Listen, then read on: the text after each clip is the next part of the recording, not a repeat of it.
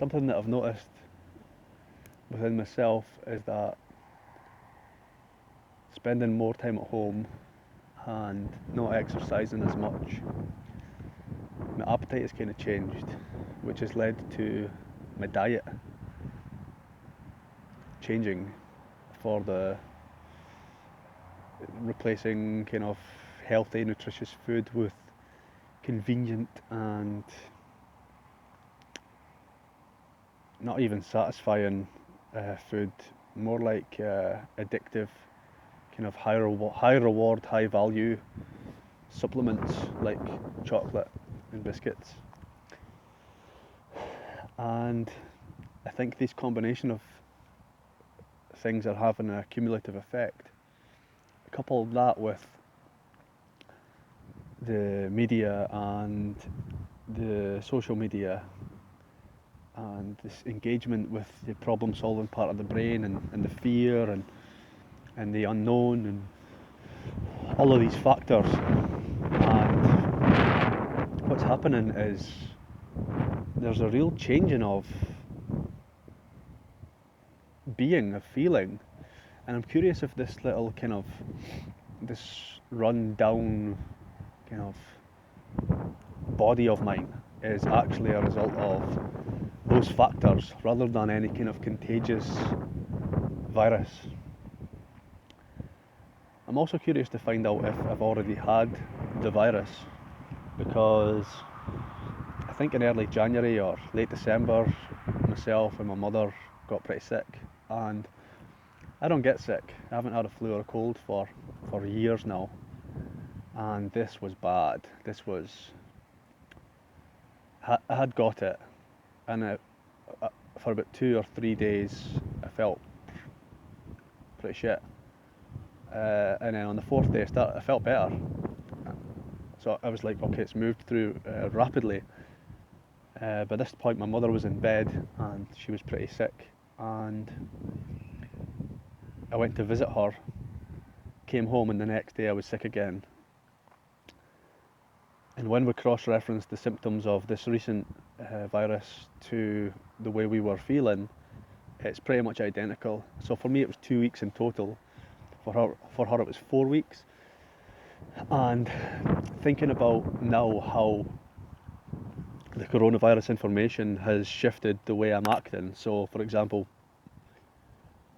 normally if I feel a little bit run down the way I'm feeling today, I would go about life as normal and just adjust things. So I would eat more vegetables and fruits, and maybe take some things a little bit easier, not push too hard, maybe use the sauna. I would make adaptive changes to kind of ride that wave of life. But with this coronavirus hysteria infecting our minds,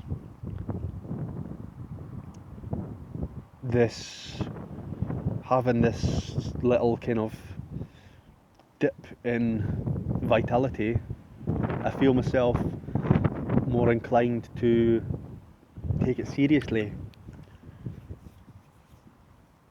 when in actual fact it's probably nothing, you know. So, and I consider myself to be quite self-aware, quite conscious in my actions and my thoughts. And so if this is affecting me to this level, then I can only imagine people who are very emotional and haven't really faced themselves all that often, that they might be really struggling internally with the whole situation. So this is why I'm here. When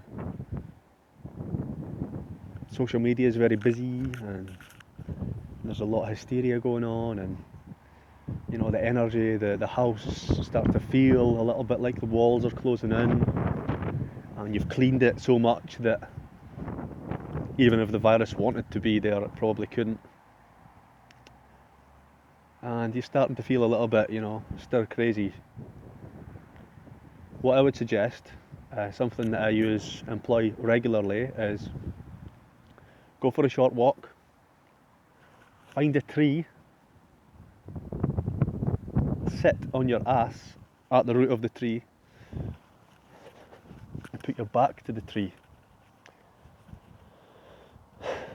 and literally just sit there. Don't even take your phone with you. I've got my phone here to make this video, but normally I would throw it away, throw the keys, throw the phone, or any material possessions, put them a couple of meters away and just sit there. Just, if it's sunny, face the sun.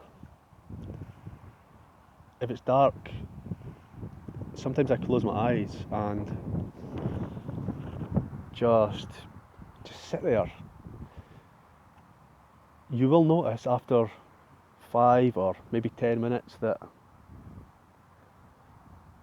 all of that chaos, all of that worry, stress, doubt, fear, it's almost as if it evaporates. And there's a very good reason for this. So there's a lot of talk about 5G just now, and people talking about the electromagnetic frequency radiation and ionising versus non-ionising radiation and thermogenic effects and biological components. So when we think about why these kind of things might affect us, and I'm not going to speculate on that right now because I'm not an expert, when we think about why these thought forms affect us, or why fear affects us, or why the media can get into our minds and affect the way we think, these psychological thought forms, they're almost alive. In some cultures, they're said to be living entities, and their role is to keep themselves alive. That's their function. But the psychology, the parts of the psyche, these living beings, they can influence our biology. So then when that happens, we're no longer in control of who we are. We're essentially allowing someone else to drive the bus.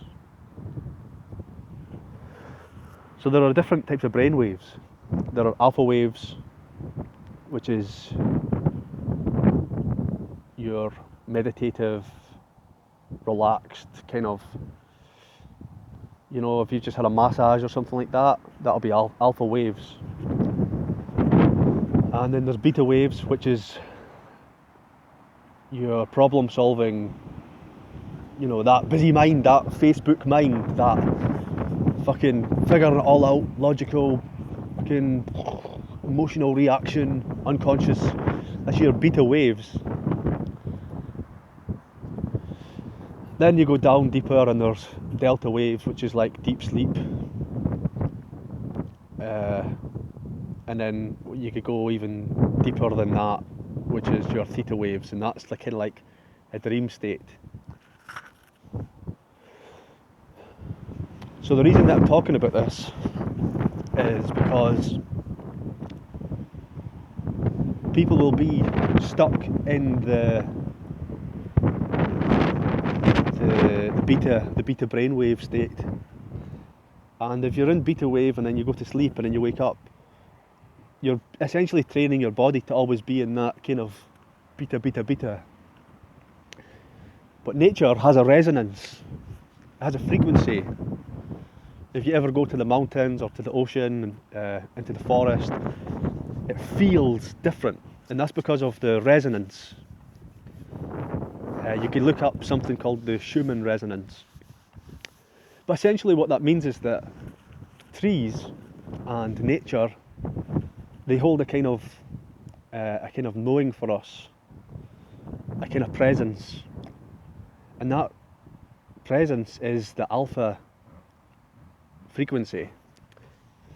So when we're in the beta wave frequency, we can use meditation and different techniques to bring ourselves into the other state, this other kind of relaxed, calm, grounded, focused, aware state, but that's free from that kind of, that monkey mind that wants to engage and be busy, that kind of feeling that you'll have after a massage, you know. And there are many meditation techniques that you can use to train this kind of awareness. But a really simple hack you can use is to go into nature. And especially just now, a lot of people are being criticised for going to the beach or to the mountains and all these kind of things, but all you need to do is find a tree. Find a tree and put your back to it. Sit there for 5 or 10 or 15 or even 20 minutes, and the tree will do the work. The same way if you put two glasses next to each other and you hit one of the glasses and the glass will vibrate and the other glass will begin to vibrate at the same frequency. This is called resonance. And everything around us is vibrating and interacting with each other. So your TV, your Wi-Fi, on many levels there are frequencies and vibrations, and it's all around. Sound is a wave. And so these vibrations, they carry a specific wavelength. And when two waves vibrate at the same speed, that's called resonating.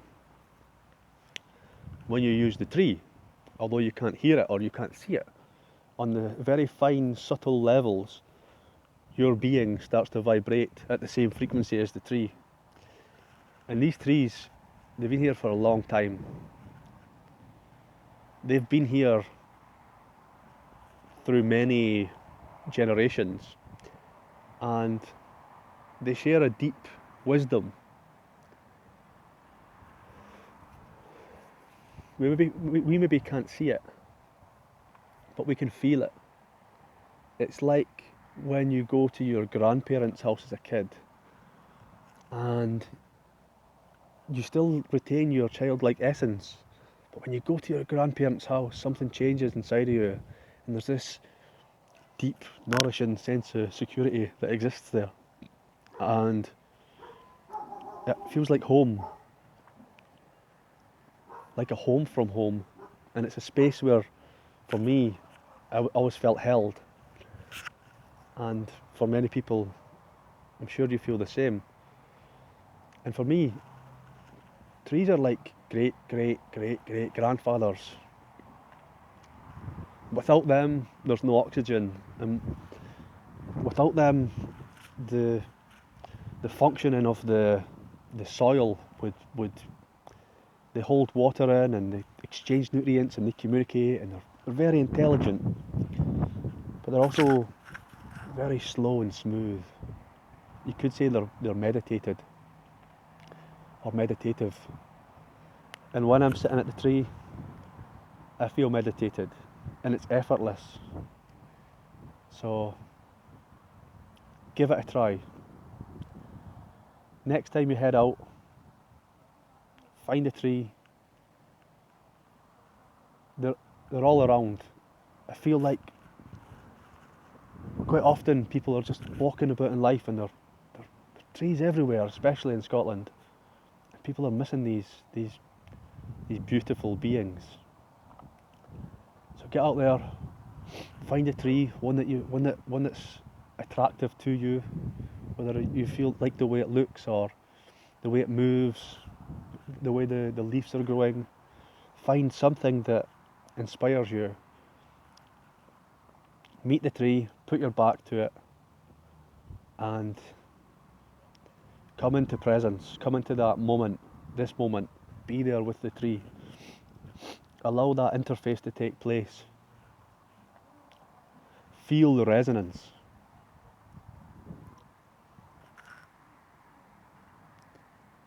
Generate the alpha waves. And then when you leave, carry that resonance with you.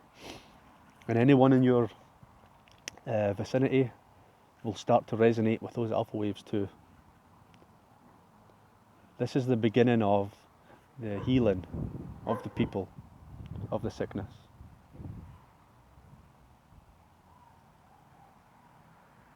Trees.